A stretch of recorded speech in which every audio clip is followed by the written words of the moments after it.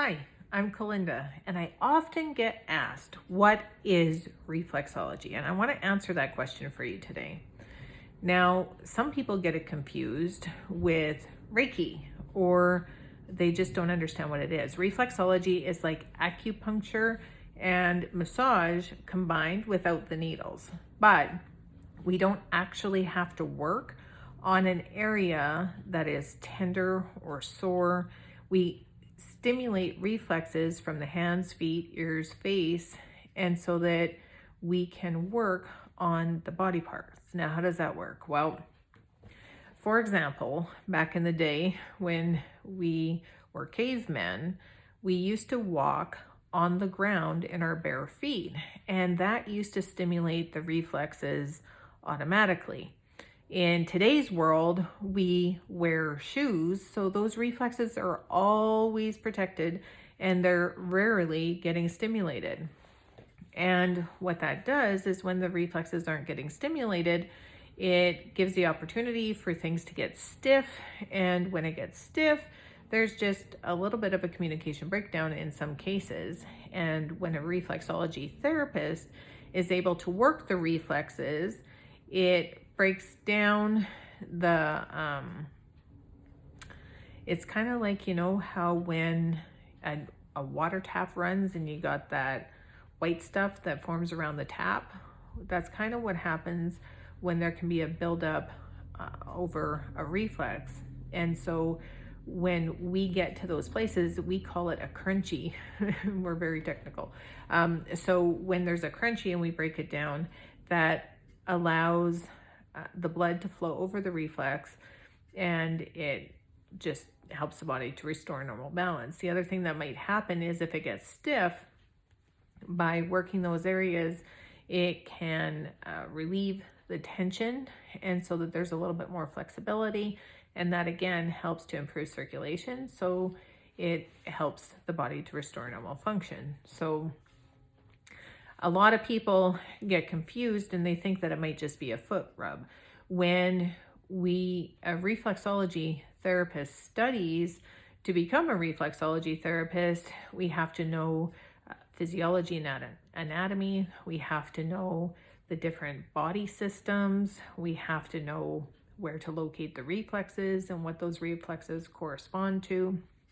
And so there is a lot of information involved in stimulating the reflexes, and it is safe for most people. The only time that you really need to be concerned about a reflexology session is if anything that increases circulation is going to cause problems. Because if you've recently had a stroke, for example, you do not want to increase circulation until your doctor says it is safe to do so. Again, if you have a blood clot, if it hasn't been managed, you don't want that blood clot to move. You have to check with your doctor to make sure it's safe to increase circulation before you participate in anything that increases circulation, just to keep you safe. The other thing is, if, let's say, you broke your hand, we're not going to work on that. We might be able to work on the foot instead, vice versa. If you broke your foot, we would be able to work on the hands, face, or ears. And so with reflexology, it helps your body to shift out of what we call sympathetic mode. So it allows you to shift out of fight and flight, which is sympathetic mode, and shift into parasympathetic mode, which is rest and repair. Because when you go into rest and repair, that is where your body is able to rest, and in the rest state is where your body is able to heal. So a lot of clients that come in with pain have noticed that pain can be relieved, and it's just by stimulating the reflexes. So in a reflexology treatment, you are fully dressed. The only thing that you remove is your socks if you're getting a foot reflexology treatment. If you are getting a hand treatment, you just relax in the chair and your hands are worked on. If it's ears, obviously you just have to take out your earrings, and then if it's face, you would take off glasses or anything like that. But other than that, you are fully dressed, you are nice and comfortable, and the therapist will work on your feet, hands, face, or ears. With ear reflexology, we may use seeds in order to stimulate the reflexes, so that lasts for up to a week. Sometimes the seeds have stayed on for 2 weeks, I've seen with some clients. Facial reflexology, we use some tools. They look really scary, but it's actually blissful getting a facial treatment. Hands and feet, it feels like pressure unless there is a tender reflex that works. There may be some tenderness, but it should never be super painful for any length of time anyway. So when you get a reflexology treatment, a foot session usually lasts between 45 minutes and an hour. A hand session, again, it usually lasts between 45 minutes and an hour. Facial reflexology is usually between 20 and 30 minutes. It's a short session, but be prepared because you're probably going to be spa drunk by the time it's done. They are delightful treatments that encourage relaxation. And an ear reflexology session, those usually take about 20 minutes, 20 to 30 minutes, depending on if the practitioner is putting on some ear seeds and how long that might take. Now, some things that you can expect after a session would be cleansing responses, because when you are getting your reflexes stimulated, you know what it's like when you go out to the lake and it's nice clear water and there's sand in the bottom of the lake. If you go in with a stick and you stir it up, that brings all of that sand, mixes it with the water, and then you have to wait for it to settle, right?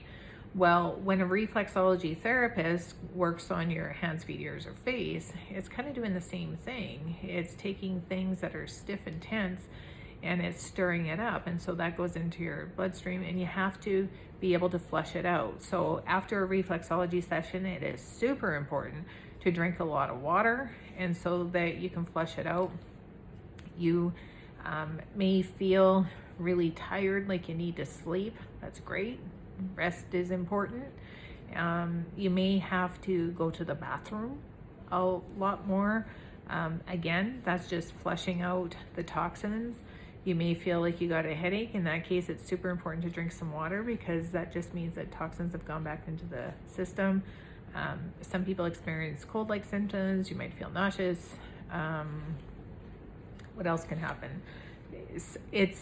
They're usually anything, we call them healing responses. So those healing responses are just a reflection of your body releasing some toxins, and it can last 24 to 48 hours, and then after that you should feel really good. Now, with reflexology sessions, you want to make sure that you are not overloading the body with healing responses. So for example, if you get any kind of body work done, you should be leaving 24 to 48 hours between those sessions.